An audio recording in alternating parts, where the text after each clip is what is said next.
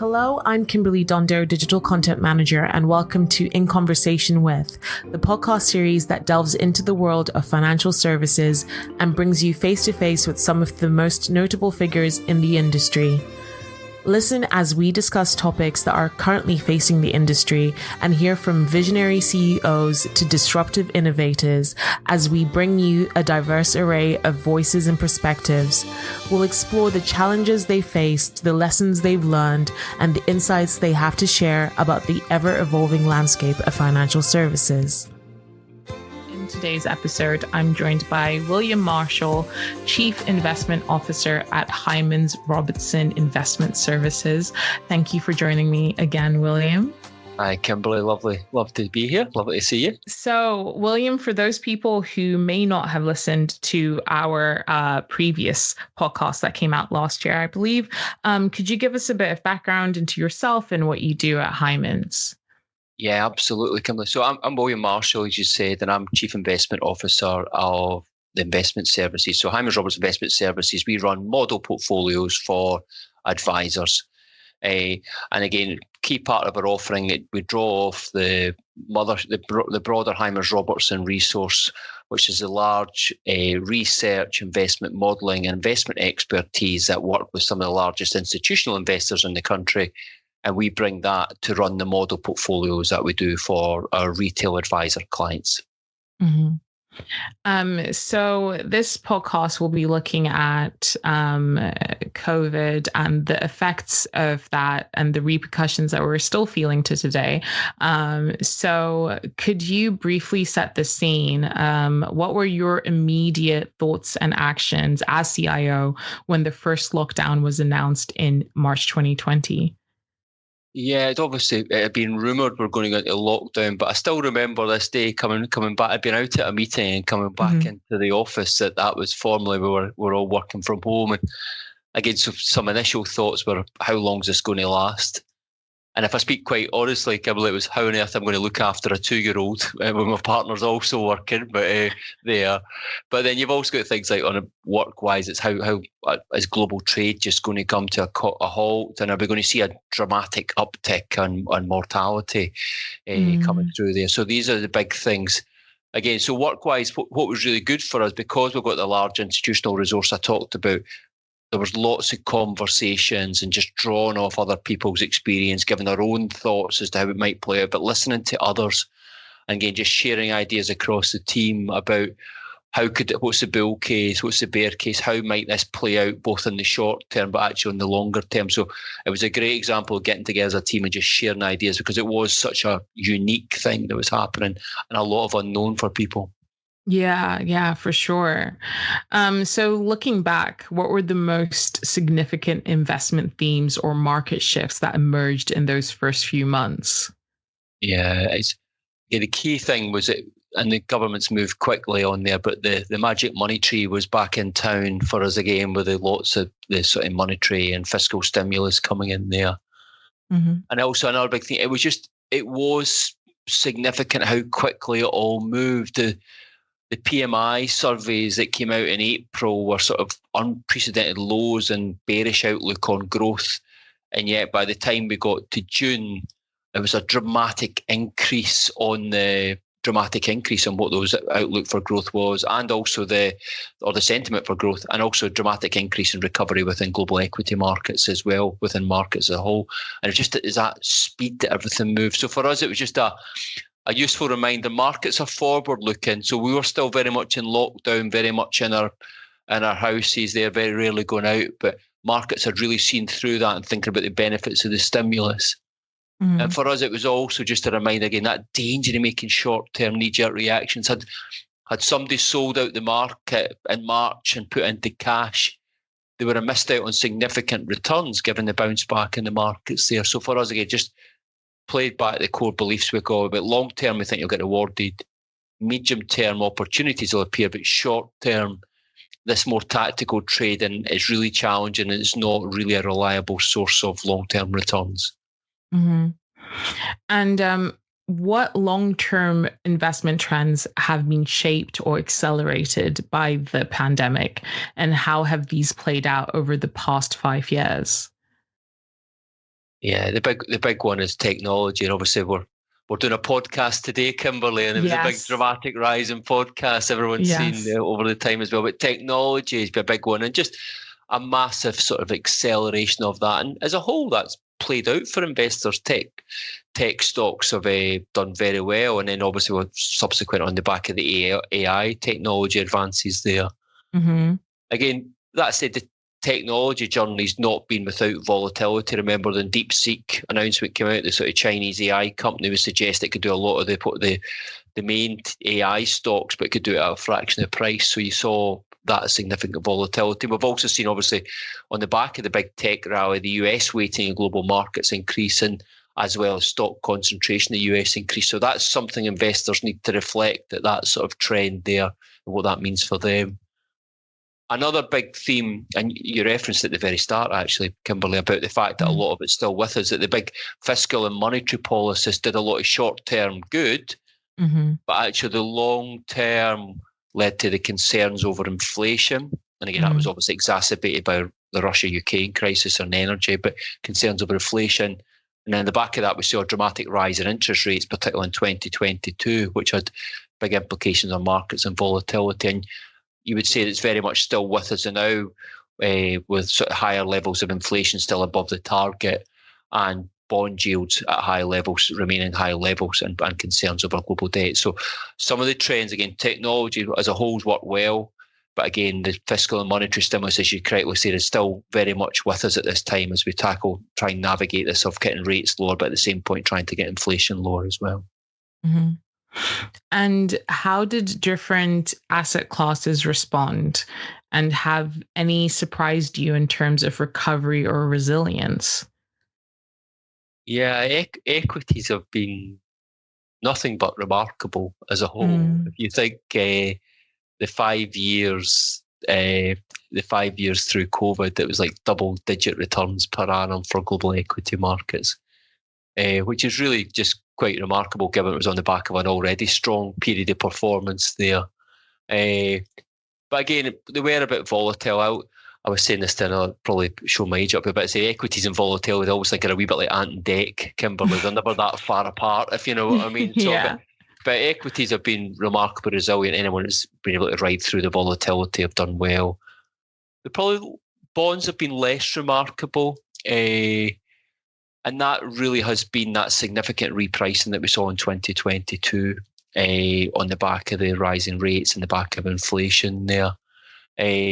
For us, we were always worried about bonds being expensive, so we were short duration, that served as well. But even we were surprised at the speed at which the repricing took place in 2022. So bonds, again, less resilient than equities, albeit on a forward-looking basis, and we'll chat about this in a bit, but bonds actually start to look a bit more attractive for us. Yeah. Okay. And because COVID was so unprecedented, I mean, we're still talking about it 5 years after, but did it expose any structural weaknesses in how portfolios were being constructed at the time?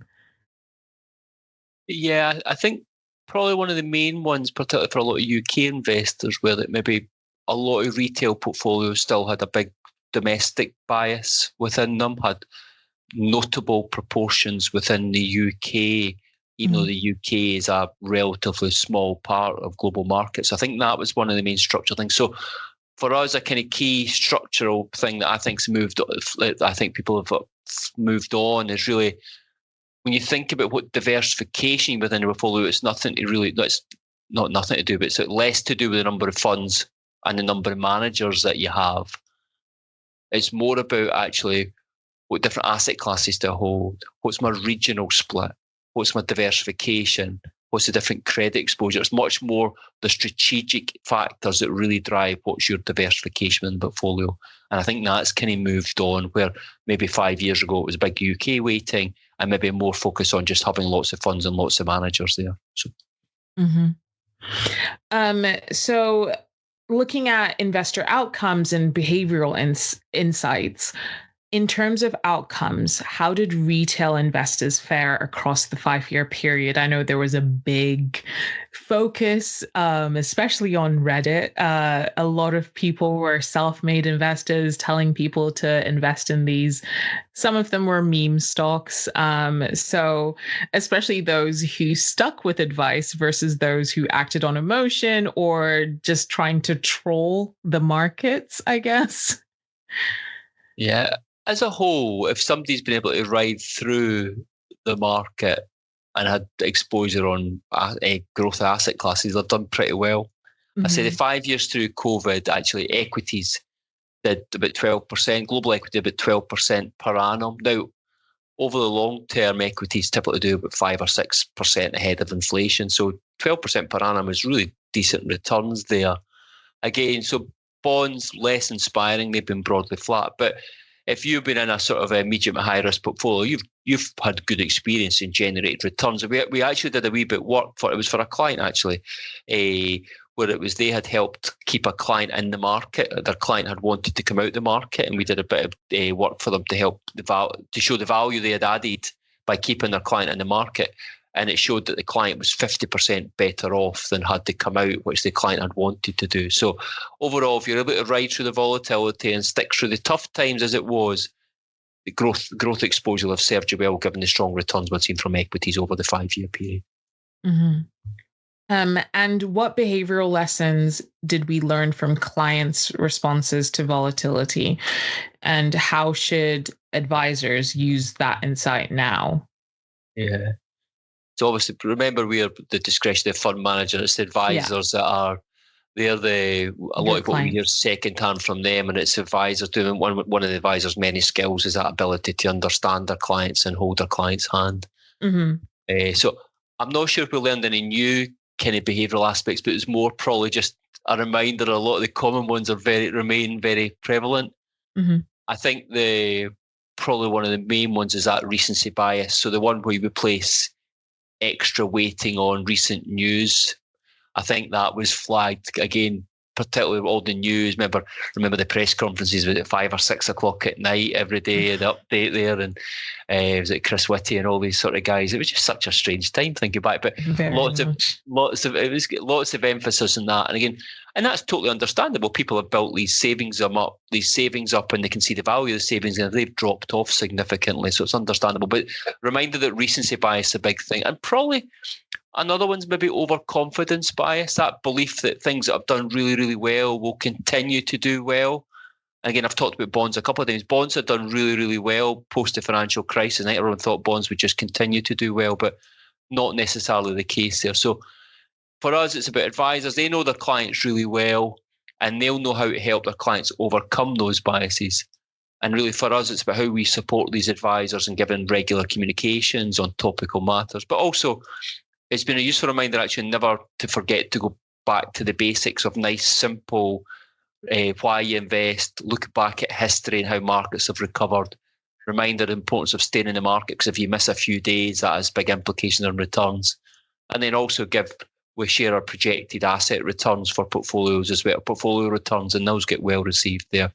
But again, that's all about helping advisors work closely with their clients to help them overcome their behavioural, they help their clients overcome any behavioural bias they've got.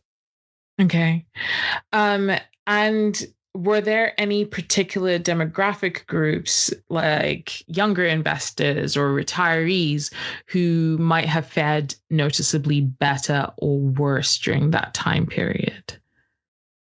Yeah, again, good question.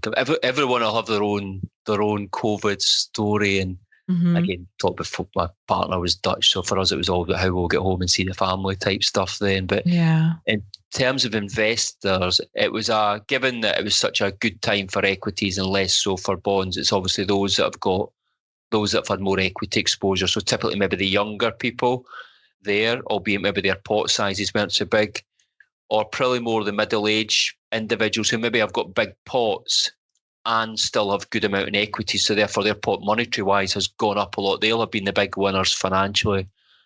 The ones maybe struggled or a harder time was those with bigger bond allocations, so maybe older people or people who maybe were in legacy lifestyling arrangements with a lifestyle and had been buying bonds, those are the ones that are probably worse off given the significant repricing within bonds.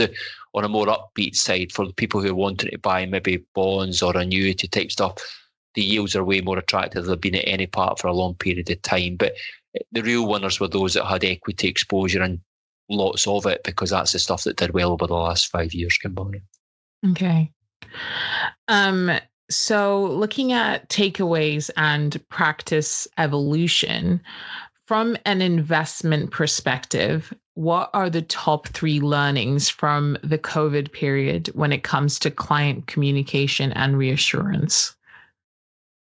Top 3. I think timely and relevance, which again maybe is a wee bit state the obvious, but actually sometimes you're better getting something short out quickly than writing the finest piece of prose type stuff there. But timely and relevant because it was moving so quickly.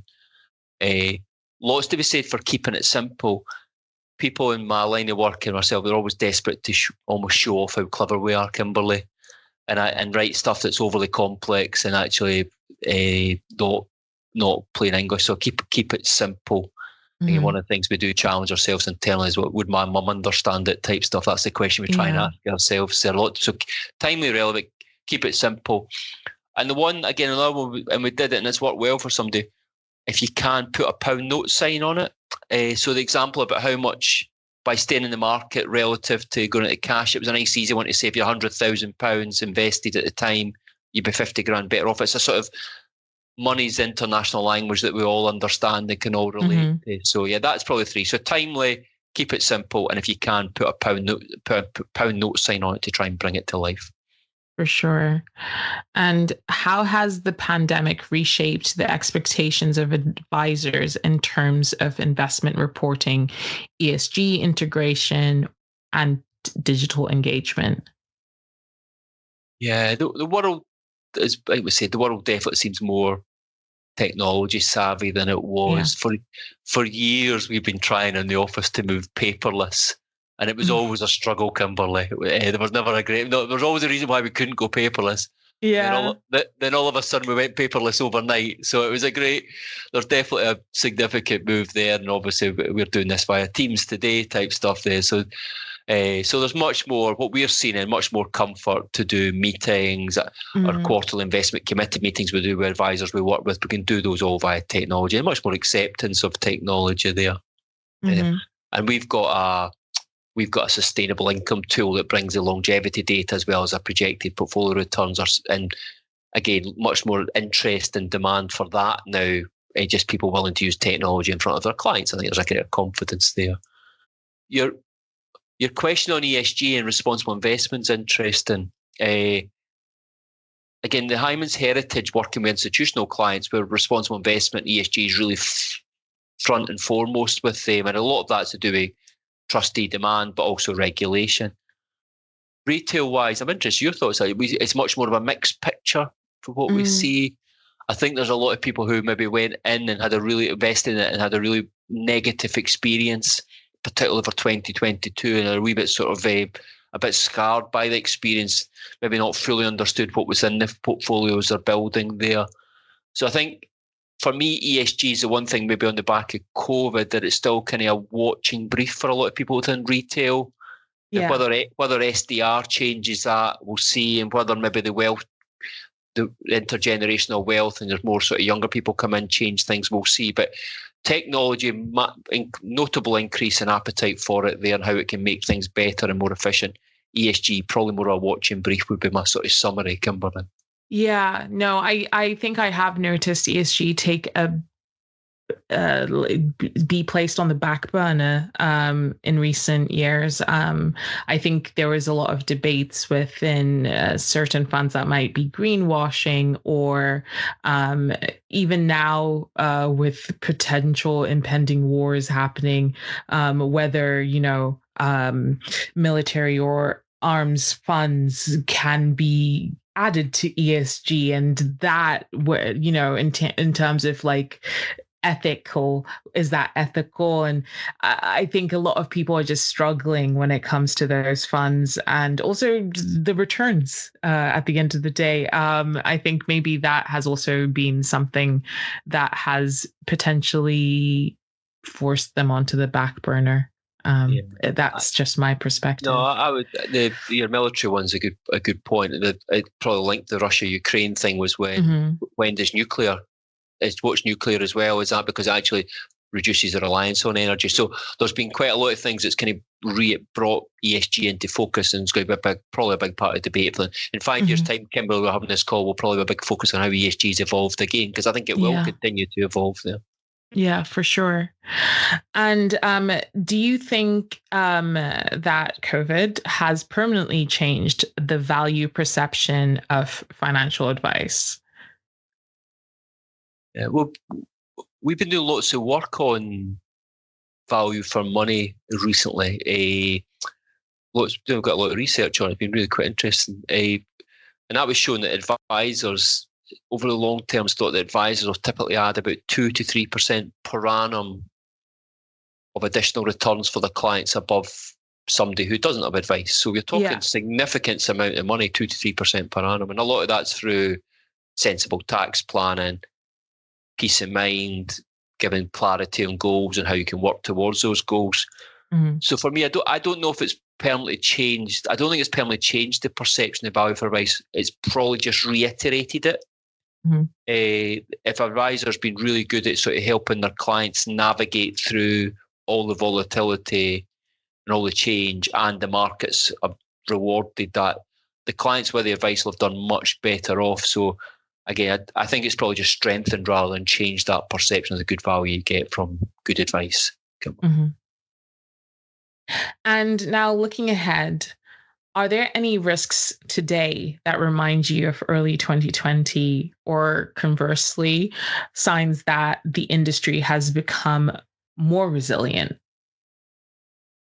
Yeah, I was looking in prep for today. Yeah. I was just going over some of the various news articles from the end of 2019, 2020. And there's one that particularly jumped out because they were flagging that 3 big risks as we moved into 2020 were trade tensions with the US. Yes. Worries that equity markets are expensive, and high levels of global debt, Kimberley. So it's fair to say the world changes a lot, but it maybe doesn't change too much. Stuff there. So again, it's obviously things do move on, but it was just funny going into the 3 things now that are probably big areas of focus. Were big areas of focus then. Yeah. I think one big difference, and I've talked about bonds probably a lot today, and maybe arguably too much. Sorry, but is that actually the risks associated with bonds have changed. When we went into 2020, I think there was, because they'd done so well, there was a bit of sort of naivety as to what bond markets were for investors. I think everyone's now, hopefully now realised that all bonds are not the same. They never have been. And again, over the last 5 years, that's been really shown up. So in terms of understanding the different dynamics of the markets and the different dynamics on equities and equity styles, that should help with the more resilience going forward. But a lot of the big macroeconomic themes were there, and they continue to be here. But I think it's probably more understanding about how the idiosyncrasies of different asset classes. Hopefully that's really strengthened in the last 5 years, Kimberley. Okay. And what's your view on how advisors should approach portfolio construction now, having gone through such an unprecedented period? Yeah, there's a lot to be said, in my opinion, just going back to the basics. So we fundamentally believe risk will be rewarded over the long term, albeit you've got to be able to ride out the periods of uncertainty. If you shouldn't be looking to sell after the big sell-offs type stuff, then that you've got to be able to ride through that volatility. So again, for us, about taking a long-term approach, but understanding the world is volatile. So do stress testing and planning for different scenarios in advance of investing. And then for us, it's about building diversified portfolios, and that's between asset classes, but also within asset classes. So think about the different styles. So growth and technology have obviously done very well, and they could continue to do well. again, that's something very much could happen. But what you don't want is your portfolio to be hero or zero on a couple of stocks and a couple of styles in play. So try and get that diversification between and within asset classes. And then for us, there's always a reminder there's some easy wins as well. Rebalancing is a good way of taking some profits and investing those profits in areas that maybe underperform, but you still think will do well. So sensible rebalance. And make sure the rebalance is frequent enough to capture the gains, but not too frequent that it's a drag on costs and out of market exposure. We rebalance every 6 months. We think that's quite a pragmatic, but nice, sensible rebalance, a good way of making profits. And then the final one is, again, costs are a tax on returns. So always think, am I getting value for money for the different investments I have? And that's not to say necessarily just buying passive, but it's targeted use of active and making sure you're getting confidence that you're getting value from that active, and maybe complement it with passive in the right areas and complement things like multi-factor to try and give you that diversification, but keeping your cost low as well. Okay. And if another black swan event were to happen today, how do you think advisor-led portfolios would perform differently? Yeah. This is a tough one, because ultimately it'll depend upon it'll depend what the event is, and much as the reality is growth markets hate uncertainty, and any sort of portfolio with growth aspects is likely to struggle with equities. We get a fright, they always do in these scenarios. What we have seen probably over the last 5 years, we talked about this already actually, there has been a sort of general move away from the big UK biases within portfolios. So if it was a UK particular event, you would think portfolios would be a bit more resilient because they are more globally diversified. And we've also seen a move away.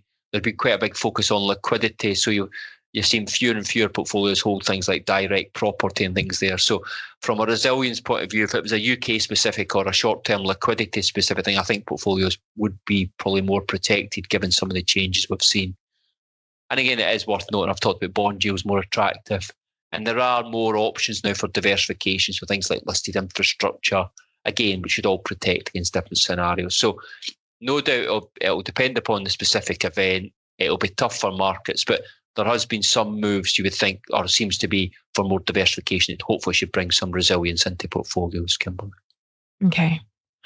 And in closing, if you could give advice or one piece of advice to an advisor who's newly qualified in the post-COVID era, what would it be? You work with a lot of them. I'm sure you've had some new people come to you. Has your approach changed from before COVID to how you talk to them now? It's probably not changed. The key thing, it just flags, and I would say this to anybody starting a job, and I remember somebody saying to me when I was young, was the ask lots of questions. Yeah. The issue is when you're young in a new job, you probably don't know the right questions to ask. But so throughout your career, ask lots of questions and listen lots as well. Don't just ask questions and move on. Listen. It's really rare that things haven't happened like this before or in some way there. And so never be afraid to listen to others. And then also think about the different scenarios that can play out. Extreme events end up not being as extreme as you think. They happen more frequently than you think they are. So try and plan in advance with the sort of bull and bear case and how would I react in real life. So like sensible scenario planning. But yeah, the one thing I would always say to anybody, a young person in a job or a new in a job, is ask lots of questions, listen to the answer, and don't be afraid to go back and ask more questions and down the line, because again, most people are pretty happy to share their thoughts and their experience. So that's my big one, Kimberley. Questions and listen is probably the very unexciting, but the reality is that hopefully would be sound advice. Yeah. No, it is. I think I've always said I'm happy to seem like the least educated person in the room, because you get so much out of that. You learn things, or you get a different perspective on how you've previously been working, and sometimes that can be helpful to you. So just always be open, I think, is another piece of advice I would give. But thank you so much for speaking with me today, William. I still can't believe it was 5 years ago. It feels like we time jumped and now we're here. But it's such a surreal time. But to look back on it and reflect was quite fun. Yeah, enjoyed it. Thanks very much for asking me, Kimberley.